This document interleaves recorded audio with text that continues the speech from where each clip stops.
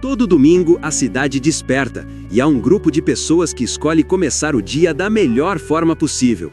Elas se reúnem para aprender, crescer e serem transformadas pela palavra. Essa é a Escola Bíblica Dominical, um tempo de estudo, comunhão e fé. Aqui, cada versículo ganha vida, cada lição molda o caráter e cada encontro renova a alma. Para quem não quer perder nada, nasceu a EBD Vox, a Escola Bíblica Online. Conteúdo acessível, dinâmico e cheio de propósito, para te acompanhar onde você estiver. Mas nada substitui o calor da presença, o olhar, a troca, a comunhão. Por isso, te esperamos também nas aulas presenciais, aos domingos na matriz e em dias alternativos nas congregações. Aprender é mais do que acumular conhecimento, é viver a palavra, todo dia, em todo lugar. Vox, ouça, viva, transforme.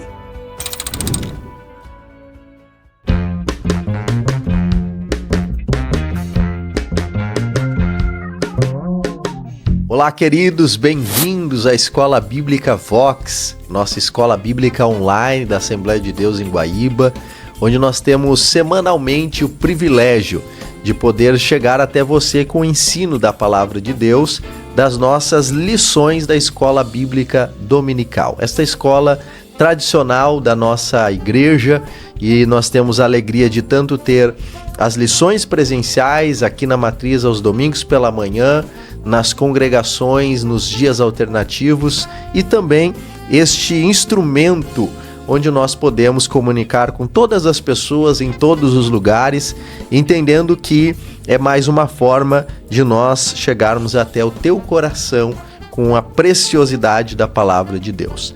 Nós estamos no primeiro trimestre de 2026 estudando sobre a Santíssima Trindade, o Deus único revelado em três pessoas eternas, quais sejam o Pai, o Filho e o Espírito Santo, um único Deus que se manifesta e se revela através de três pessoas distintas, mas participantes da mesma substância, da mesma divindade, portanto, coiguais. Já falamos sobre isso ao longo das lições que estudamos até aqui, e entendo que de forma sumária nós já conseguimos dar conta do entendimento, ainda que sempre reforçando as nossas limitações, não é, de entender um mistério tão grande da Palavra de Deus, mas aquilo que o Senhor nos permite, nós estamos avançando e certamente o nome do Senhor está sendo glorificado.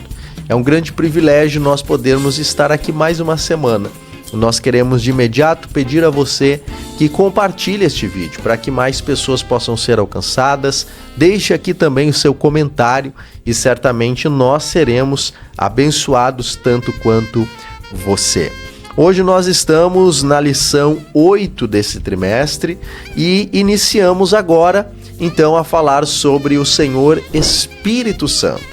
O tema desta lição é o Deus Espírito Santo. Como os irmãos bem sabem, estão nos acompanhando, nós já tivemos uma parte do trimestre falando sobre a pessoa de Deus Pai, depois uma segunda parte falando sobre o Deus Filho, Senhor Jesus Cristo, e agora vamos para uma terceira parte do trimestre falando sobre o Senhor Espírito Santo. De forma que esta lição, a lição 8, ela é introdutória, não é, para mostrar para os irmãos, a partir do prisma bíblico, quem é o Espírito Santo, como ele se revela, como ele se manifesta, como ele trabalha na nossa vida através dela. E depois desta lição, nas próximas, a gente vai poder aprofundar a obra do Espírito Santo como regenerador, não é, como consolador, como aquele que trabalha junto com o Pai e aquele que trabalha junto com o Filho. Então você pode ir acompanhando conosco, certamente serão semanas aqui muito profícuas, onde nós seremos muito abençoados pelo estudo deste tema, que dentro da teologia é chamado de pneumatologia, que é o estudo do Espírito. O texto áureo da nossa lição está no Evangelho segundo escreveu João, o capítulo 14, versículo 16, palavras do Senhor Jesus Cristo que diz: "E eu rogarei ao Pai, e Ele vos dará outro Consolador, para que fique convosco para sempre." Esta expressão outro Consolador é uma expressão extremamente relevante aqui para nós compreendermos não só a pessoa do Senhor Espírito Santo, bem como a sua divindade e o fato de coexistir com o Pai e com o Filho. A nossa verdade prática nos afirma que o Espírito Santo é a terceira pessoa da Trindade, plenamente divino, atuando como consolador, ensinador e santificador da igreja. Portanto, aqui nós já temos 3 menções, não é, ao papel, à obra do Senhor Espírito Santo: consolador, ensinador e santificador. Nós vamos poder aqui aprofundar. Esta é uma lição, como falamos, introdutória. Então os irmãos vão ver que ela consolida uma série de informações que a partir de então, nas lições a seguir, serão aprofundadas. Por isso, entendemos também ser uma lição mais objetiva, no sentido de que ela não é exaustiva para dar cabo de nós compreendermos aqui tudo o que está posto. O trimestre ainda continua e nós vamos caminhar neste tema e entendendo a gloriosa pessoa do Senhor Espírito Santo naquilo que Deus nos permite compreender nestas semanas que virão. Então nós temos uma informação introdutória nesta lição que ela é fundamental para o ensino que nós estamos tendo nesse trimestre. O Espírito Santo é Deus. Isto precisa estar claro no coração de todos os filhos de Deus.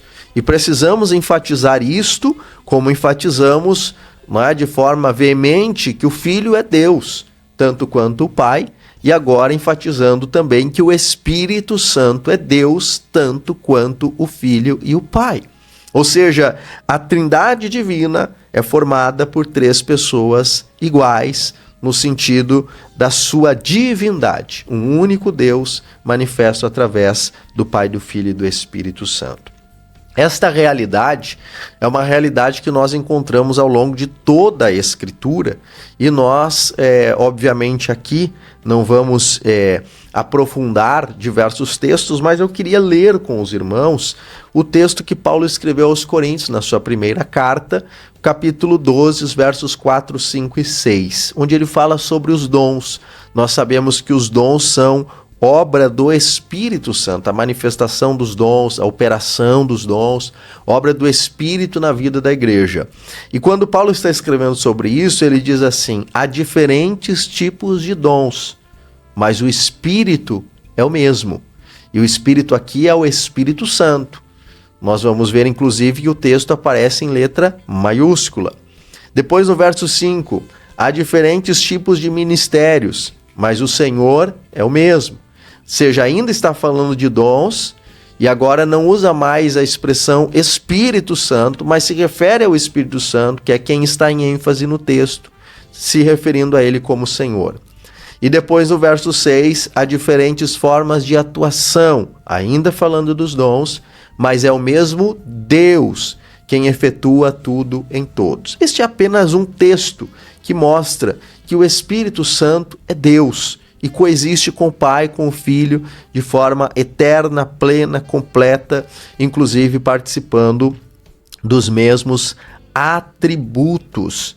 Então, irmãos, é importante nós compreendermos isso, porque algumas pessoas vão pensar, e muitas vezes até pregar, defender, que o Espírito Santo ele não está na altura do Pai e do Filho. Isso é uma heresia. Biblicamente, o Pai, o Filho e o Espírito Santo possuem a mesma divindade. E quando nós entendemos isso de forma correta, à luz do texto sagrado, nós conseguimos desmantelar algumas heresias a respeito disso. A nossa lição, inclusive, vai citar algumas delas, né? E é importante nós sempre lembrarmos que existem muitos falsos ensinos acerca daquilo que a Bíblia nos apresenta. Então nós precisamos, como crentes em Cristo Jesus, comprometidos com a fidelidade à palavra do Senhor e a integralidade da revelação bíblica, sem forçar o texto, sem acrescentar algo ao texto, estar preparados no que o texto nos apresenta, o texto bíblico, inclusive para fazer a defesa da nossa fé. No início da história da igreja, este tema da Trindade foi muito discutido e se gerou muitas falsas ideias, teorias, ensinos equivocados sobre a Trindade divina. E dali surgiram heresias que inclusive permanecem em muitas seitas, religiões, até hoje. E nós precisamos sempre fazer menção a isso para que não venhamos incorrer no erro de muitas vezes abraçar eventualmente um falso ensino. Veja que nós temos, não é, ao longo da história aí, como comentamos, alguns problemas de interpretação do texto bíblico gerando falsos ensinos. A nossa lição fala sobre uma heresia chamada modalismo, não é, que ensinava basicamente que Pai, Filho e Espírito são apenas modos, daí a palavra modalismo, a expressão modalismo, apenas modos de se referir à mesma pessoa divina, ou seja, não são pessoas distintas, são uma única pessoa e a gente pode chamar esta única pessoa eventualmente de Pai, eventualmente de Filho, eventualmente de Espírito, e não há distinção entre elas. Isto é uma heresia. A Bíblia nos apresenta uma distinção clara entre o Pai, o Filho e o Espírito Santo, sem comprometer a unidade da pluralidade. É mistério, irmão. Precisamos tomar isso pela fé. Então, esta é uma heresia que permeia por aí. Como os irmãos talvez devem lembrar, no início do ano passado nós estudamos sobre as heresias que ameaçam a igreja e falamos aqui diversas vezes sobre uma série delas que inclusive afetam esta doutrina que estamos estudando nesse trimestre. Outra heresia, ela carrega o título de arianismo, porque vem lá de Ário, de Alexandre, basicamente os seus seguidores que formularam e postularam aquilo que ele ensinava, e basicamente o Ário ensinava que Jesus e o Espírito não eram Deus, então eram divindades de uma categoria inferior. Isso aconteceu lá pela época de 300 depois de Cristo. Logo na sequência se consolidou o Concílio de Nicéia, ali por 325 depois de Cristo, para responder a estas heresias e consolidar esse entendimento. Vamos mencionar isto já aqui na nossa lição. E quando nós falamos do arianismo, que nega a divindade do Filho e do Espírito, portanto prega que o Espírito Santo, assim como Jesus, não seriam Deus, do arianismo já nasce o subordinacionismo, que é outra heresia, que diz que o Filho é subordinado ao Pai e o Espírito é subordinado ao Filho. Portanto, nós teríamos aqui categorias de divindade, sendo um mais importante que o outro. Nada disso é bíblico. A Bíblia apresenta o Pai, o Filho e o Espírito numa mesma dimensão, participantes da mesma natureza divina, como um único Deus.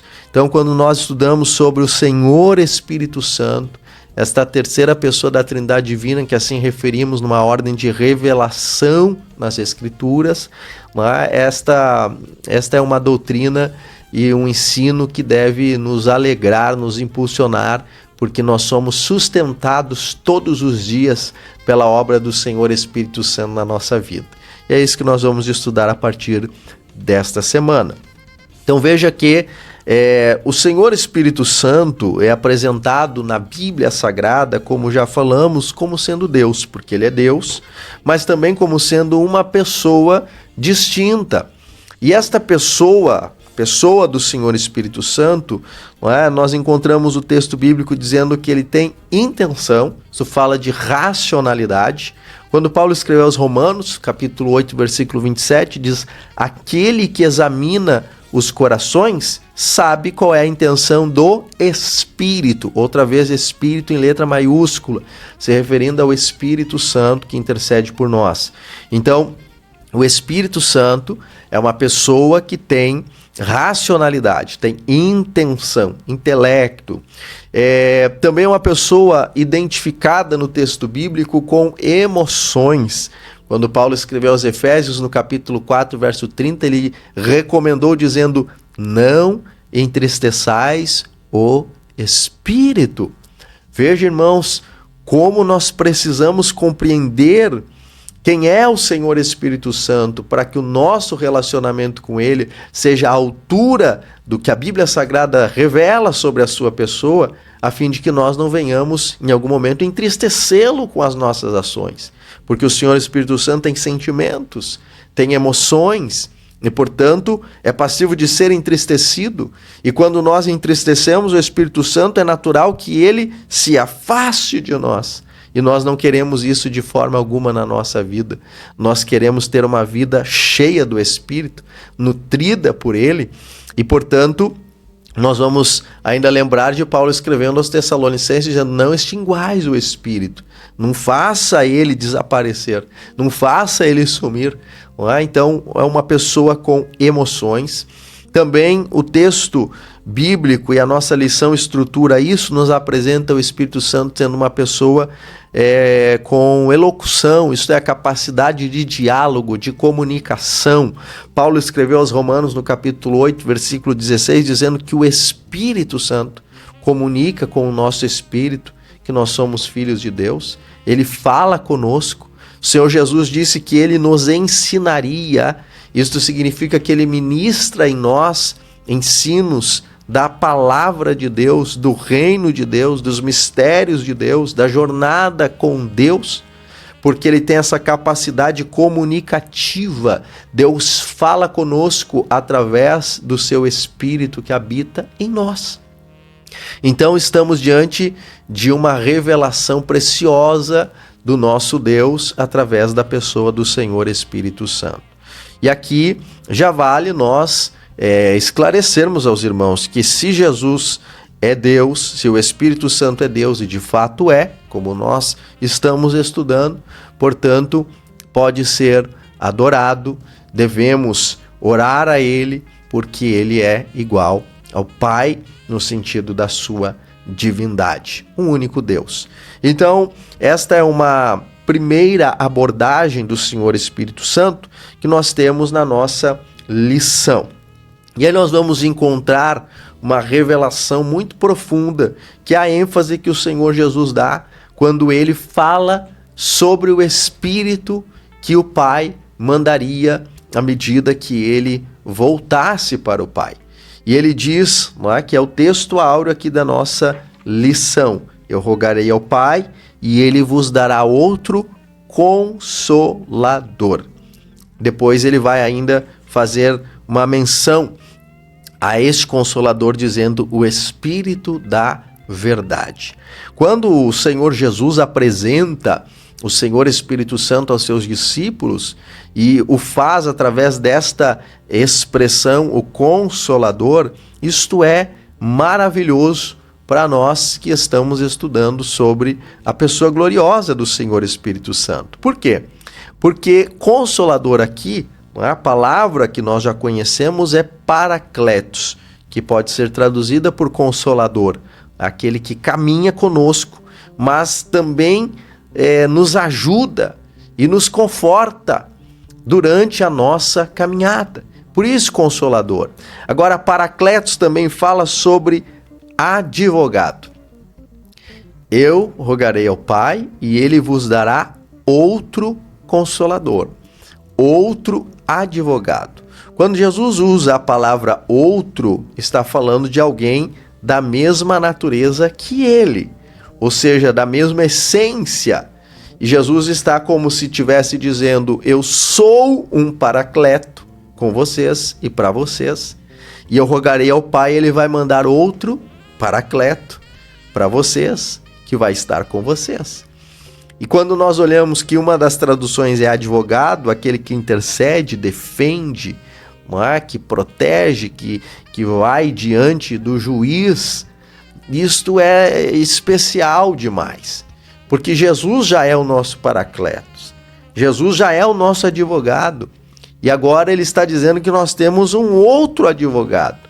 Então, se esta é uma notícia que você ainda não tinha recebido, que ela possa alegrar o teu coração. Diante de Deus você tem pelo menos 2 advogados, o Senhor Jesus Cristo e o Senhor Espírito Santo. De certa forma, estamos muito bem representados, porque o Espírito Santo intercede por nós. Ele intercede por nós, inclusive, com gemidos inexprimíveis. Diante de Deus, nós não sabemos orar como convém, Ele traduz aquilo que nós queremos dizer para o Pai.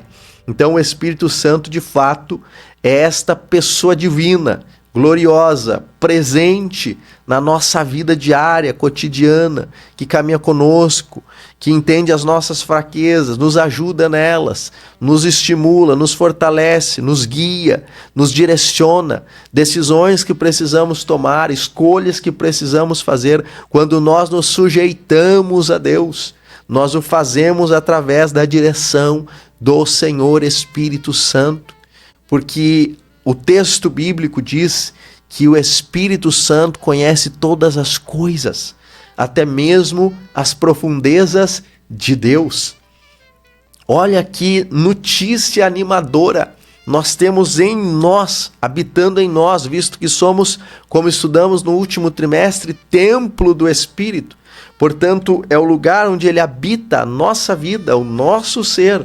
Nós temos em nós um ser divino que conhece todas as coisas. E quantas vezes nós contendemos com a direção do Espírito, quantas vezes nós somos relutantes com a direção do Espírito, quantas vezes nós agimos por conta própria, ainda que conheçamos somente esta fração do agora, achando que sabemos o que é melhor para nós, escolhendo a partir da nossa própria perspectiva, quando nós temos em nós, se somos fiéis ao Senhor, a presença gloriosa do Espírito Santo, que conhece todas as coisas.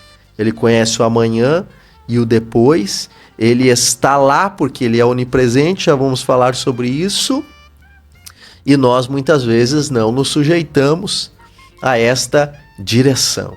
O Espírito Santo está disponível para nos guiar, para nos direcionar em todas as áreas e dimensões da nossa vida. Não pense que é somente naquilo que nós julgamos ser o espiritual.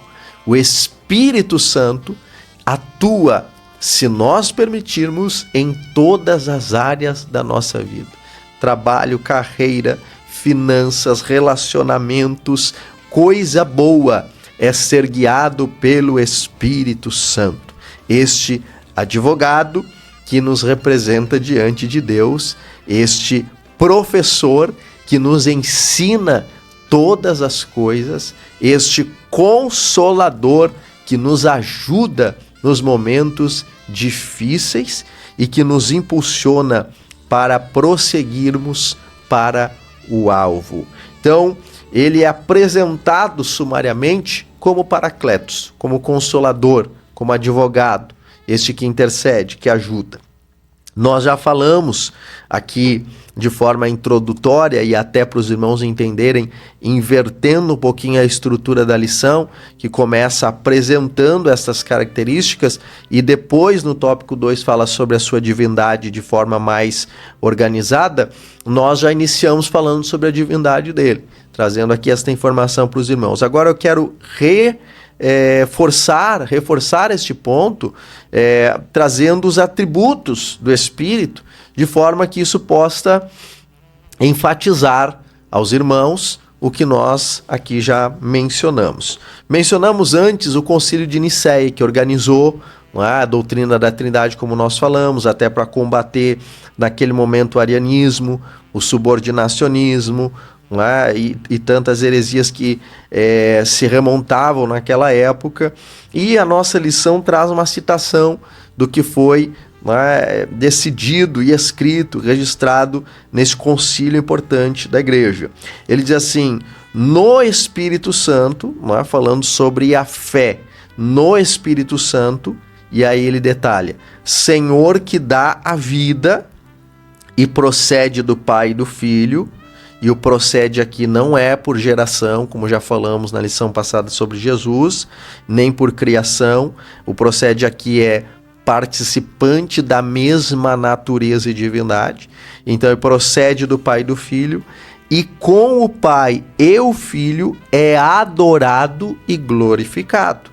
Então o Espírito Santo é plenamente Deus.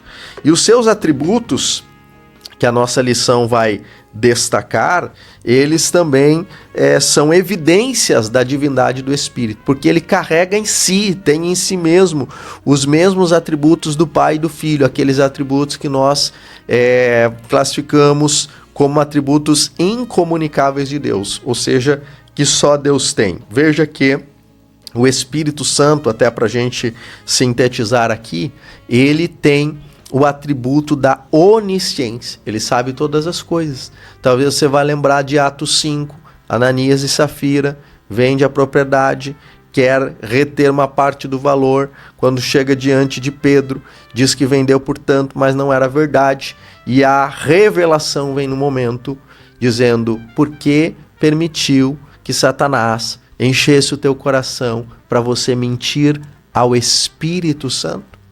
Veja que o Espírito Santo conhece, ele é onisciente. Ele estava lá quando Ananias estava fazendo o negócio, ele estava lá quando Ananias recebeu o pagamento, ele estava lá quando Ananias e Safira concordaram entre si para omitir uma parte do valor. O Senhor não estava interessado no dinheiro, o problema foi a mentira.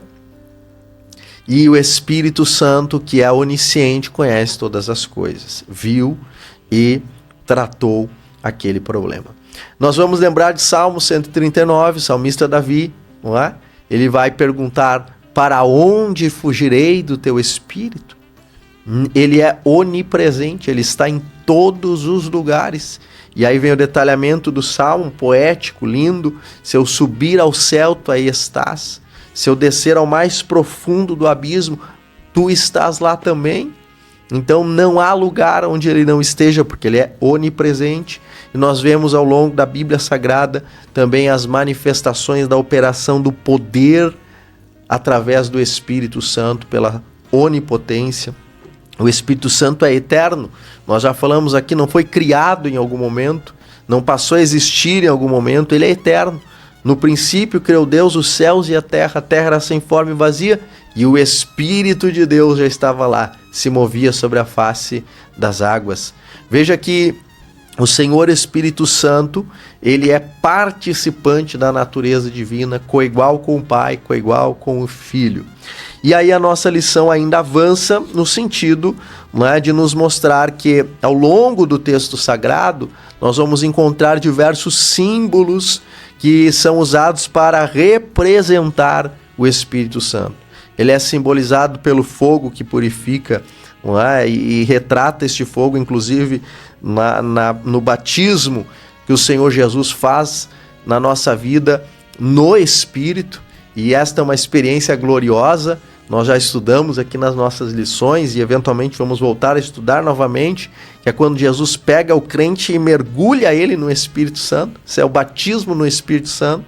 Então ali há uma representação pelo fogo, onde o símbolo é da pureza, da presença, do poder de Deus. Nós lemos no Antigo Testamento que pelo resplendor da presença de Deus, brasa de fogo se acende. Então o fogo é um dos símbolos do Espírito. A água também, né, fala sobre o Espírito fluindo da palavra como águas vivas. Jesus disse, né, quem crer em mim, como diz as Escrituras, rios de água viva fluirão do seu interior. E isto dizia ele, João observa, a respeito do Espírito que seria derramado. Jesus também, nós vamos encontrar também a Bíblia apresentando um símbolo do Espírito, que é o vento. No dia do Pentecostes, aquele vento veemente, impetuoso, que encheu toda a casa. Não é? É o Espírito Santo que se move, que trabalha, que opera, que impacta, que movimenta. O Espírito também é representado pelo óleo, o óleo da unção. Não é? Nós temos a carta de João dizendo: vocês têm a unção do Santo, O óleo do santo está sobre você, isso é a presença do Espírito como este óleo divino de capacitação, de outorga de autoridade, de poder do alto, que vem por meio desta unção. Também o Espírito é apresentado como pomba, né? Nós lembramos num dos episódios mais marcantes da Trindade, que é o batismo de Jesus, Jesus emergindo das águas e o Espírito descendo sobre ele em forma corpórea de uma pomba. Então é uma representação, assim como diversos outros símbolos do Senhor Espírito Santo. E por fim, a nossa lição ainda apresenta as obras do Espírito. E nós temos uma série de obras divinas do Senhor Espírito Santo que ele realiza em nós e que nós vamos aprofundar nas próximas lições. Mas veja, o Espírito Santo está presente na criação. Já mencionei aqui o Gênesis 1 e 2, não é? O Espírito se movia, ele estava ali trabalhando, operando, se movimentando. E é tão interessante, irmãos, que dentro da teologia nós temos uma orientação de como estudar o texto bíblico. E uma das formas de interpretação é que nós possamos sempre recorrer à primeira menção. A regra da primeira menção é nós recorrermos à primeira vez que aquele tema que nós estamos estudando aparece na Bíblia. E a primeira menção ao Espírito é no Gênesis 1 e 2. E ele aparece se movendo, porque ele é uma pessoa, não é estático, não é uma energia, não é uma força, não é um vento, por mais que seja representado. O Espírito Santo é uma pessoa que se move, que age, e quando o Espírito Santo tem oportunidade de ser atuante na vida de um crente, na vida de uma igreja, de uma comunidade, esse crente, essa igreja, essa comunidade, da mesma forma impulsionado a se mover, a agir, a trabalhar, não tem como ficar acomodado se nós somos cheios do Espírito, porque ele se move e ele é o poder de Deus atuando em nós e através de nós. Então o Espírito Santo está presente na criação, assim como o Pai e como o Filho, como estudamos aqui quando falamos sobre o Verbo que se fez carne. Veja que o Senhor Espírito Santo também está presente na encarnação do Senhor Jesus, não é? Ou seja, quando nós recorremos lá a Lucas 1:35, vamos lembrar do anjo conversando com Maria e dizendo para ela: descerá sobre ti o Espírito Santo e você vai receber o poder do Altíssimo que vai te envolver e vai ficar grávida do menino. Então ali está a obra do Espírito Santo na encarnação. O Espírito Santo está presente na obra da salvação. O Senhor Jesus disse em João 18:8 que é Ele que convence o mundo do pecado, da justiça e do juízo, de forma que esse convencimento é um primeiro passo para uma entrega genuína e um arrependimento sincero de que nós precisamos fazer para entrar na vida. O mesmo Jesus fala quando conversa a Nicodemos em João 13:5, dizendo: tu precisa nascer da água e do Espírito, porque quem não nasce da água e do Espírito não pode ver o reino de Deus. Isto é, o novo nascimento também é uma ação do Espírito na nossa vida, isto é participante da nossa salvação. E talvez de forma ainda mais veemente ao longo do texto sagrado, nós vamos encontrar a atuação do Espírito sendo participante e o agente principal da nossa santificação. O texto de Paulo na segunda carta aos Coríntios, no capítulo 3, versículo 18, Paulo está fazendo um paralelo com o véu que Moisés usava. Este texto é muito precioso, você pode ler e entender o que está sendo tratado ali, até uma denúncia, não é, sobre Moisés. Paulo diz no versículo 18: mas todos nós, com o rosto descoberto, refletimos a glória do Senhor, de glória em glória, pelo Espírito. Isto é, o Espírito Santo é quem nos transforma genuinamente e nos santifica durante a nossa caminhada. Nossa lição ainda vai falar sobre a realidade da santificação posicional. Quando nós estamos em Cristo, somos santificados, e da santificação progressiva, que é, a partir disso, Todos os dias nós temos que renunciar ao pecado, renunciar à impiedade, renunciar às concupiscências deste mundo, viver de forma sóbria, justa, piedosa. Isto não é facultado às nossas próprias forças. Isto acontece em nós através da obra do Espírito Santo, que é quem nos santifica. Este é, de forma muito resumida, o Senhor Espírito Santo. Nós queremos convidar você a continuar caminhando conosco nas próximas lições para que nós possamos aprofundar com você, então, o entendimento desta gloriosa pessoa da Trindade Divina que está conosco e que é fundamental para a nossa caminhada com Deus. E a conclusão da nossa lição diz: compreender a divindade do Espírito Santo fortalece nossa fé na Trindade. O Espírito é distinto do Pai e do Filho, mas coigual em essência, poder e glória. Como Consolador, ele continua a obra de Cristo e habita na vida dos crentes. Sua presença é viva e transformadora, indispensável na edificação, ensino e missão da igreja. Que todos nós vivamos guiados pelo Espírito até que Cristo volte. É Ele que vai nos sustentar até o último dia. Por isso que precisamos viver na dependência, na influência do Senhor Espírito Santo. Que Deus te abençoe e até a próxima semana.